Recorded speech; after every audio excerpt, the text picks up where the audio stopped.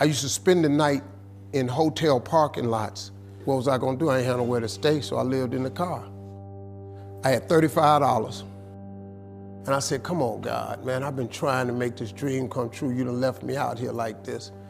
And I was crying so hard that he just said, I didn't like hear a voice or nothing, but he spoke to me, and however he said, if you get up, I'm gonna take you places you ain't never been. Now I was finna quit. So I said, skip it. I'm gonna quit anyway. So I got in my car, I went to a payphone, and I was gonna call my dad. You remember back in the day where you could punch in a code and call your answering machine and get your messages? So I called and I punched in the code, and it said, doop. He said, hey Steve, this is Chuck Sutton with Showtime at the Apollo. We saw a tape of you. You're very funny. If you could get here Sunday night, we'd love to put you on television. Call me back, let me know if you can make it. So I hung the phone up, I'm crushed, because my whole dream of being on TV, and I couldn't get to New York. I got $35. How I'm gonna get to New York? I can't make it. So I'm standing there at the phone booth, and tears just coming down my face. I said, God, so that must be a sign for me to go home. Because this it, I ain't even got the money to go to the Apollo. My whole thing, wanting to be on TV, I couldn't even make the dream come true. This is the most messed up moment. And so I said, man, let me call this dude back and see if he said this Sunday. Because maybe he said next Sunday, and I can hustle up a little bit of money or something. I don't know what I'm gonna do, but let me just call him back. So I called him back. Steve, this is Chuck Sutton, Showtime at the Apollo. We saw a tape of yours. You're very, very funny. Look, we have an opening Sunday night at Showtime at the Apollo. If you can make it, we'd love to put you on TV. I said, it's this Sunday. Before I hit the button, I heard, doop, you have another message. Now, it wasn't there before. So I punched my code in. I listened to the second message. It said, Steve Harvey, this is Tom Sowell from the Comedy Caravan. This was a Thursday. He said, I have a gig in Jacksonville, Florida on Friday night that pays $150. If you can get there Friday night, you'll make $150.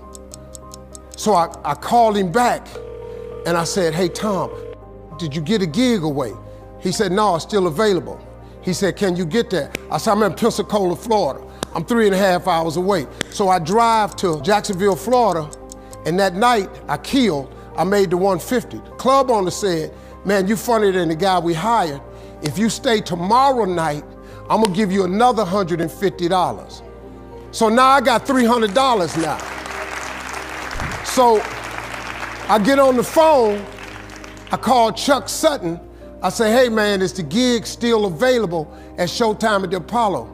He said, yeah, we got one opening left. I said, I'll be there. So I called Eastern Airlines, who used to be open back then. They had a special for $99 going from Jacksonville, Florida to New York round trip.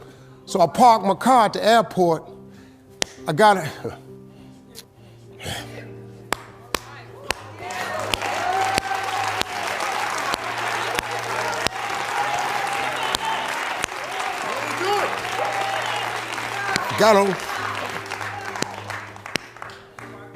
Got on plane, flew. Everything I had was in 2 bags. Got to the Apollo. I said, hey man, I'm here. I got there at 11 o'clock in the morning. He said, you can't stay here because you don't come on to the late show tonight. I said, man, I ain't got nowhere to go. I said, if you just let me stay in this building, man, I ain't gonna move around nothing. I ain't got nowhere to go. I'm in Harlem, I can't go back out here. I got these 2 bags. I got victim wrote all over me, man, so. He said, all right, if you go upstairs, don't come down. So he put me in the dressing room on the 6th floor. So that's where all the comedians was. So I stayed up there. I got hungry around 3 o'clock, man, I couldn't take it no more. So I went back downstairs, a dude named Alton Liston. I said, hey man, he said, man, I thought I told you, don't come down them damn steps. I said, hey man, I'm just hungry, man. I said, let me go to that KFC I saw on the corner, just let me get some chicken. I'll come right back. He said, man, if you ain't back in 20 minutes, you ain't getting in this building. So I went, bought me some chicken, came came back. So the comedians started coming in the building. They started coming up on the 6th floor. So I meet this guy named D.L. Hughley. I introduced myself, he introduced himself. I'm sitting there, another guy come in named Dwayne Johnson. Then this other dude walked in named Jamie Foxx. And I introduced myself. We don't know each other, ain't none of us famous. It's 1991, man. They gave everybody the lineup. I was on the last show of the night. I don't go on to 11 at night. I done had this 4 pieces of chicken. I'm starving, man. That chicken done wore off. I'm nervous, man. I'm about to throw up. D.L. Hughley went downstairs. D.L. Hughley got booed off. Dwayne Johnson got booed off. Jamie Foxx went down there and got booed. They booed Jamie, then Jamie started singing. And then they started clapping.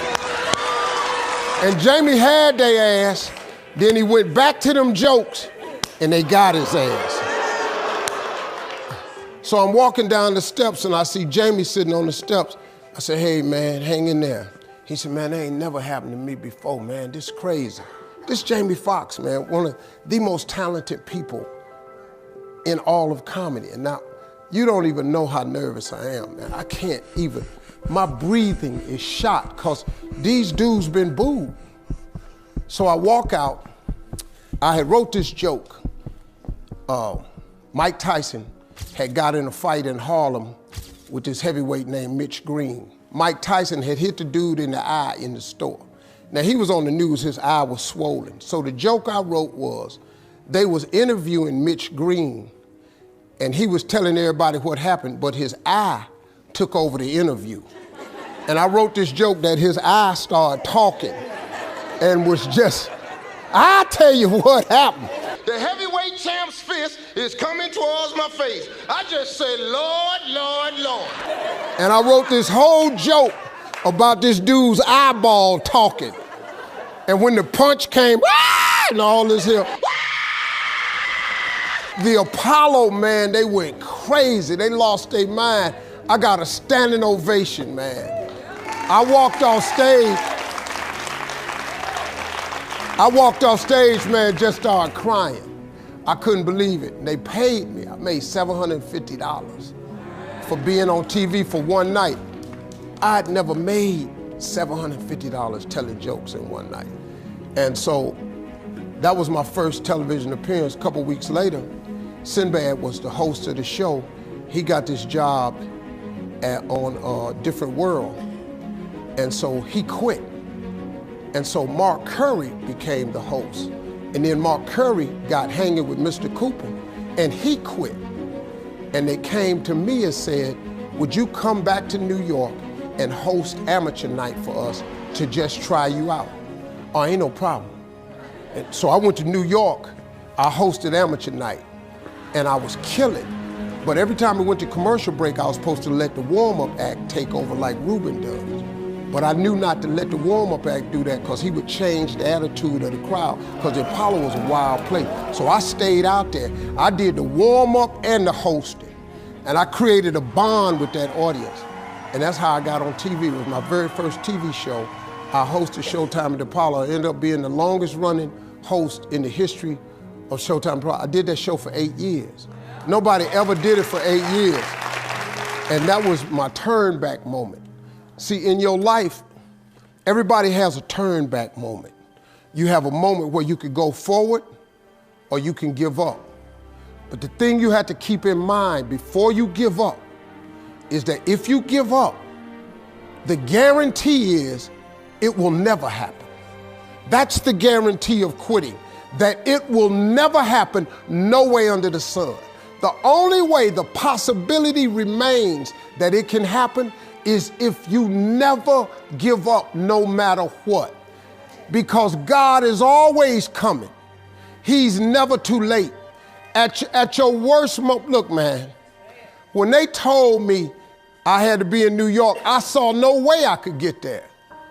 But that God though, he make the phone ring. I end up in Florida, I make $300. Then I go to New York, I make $750. almost got $1,000 out of nowhere. That's what happened to me. That was my moment of never giving up. That's when I first learned that faith was everything, that you have to remain faithful.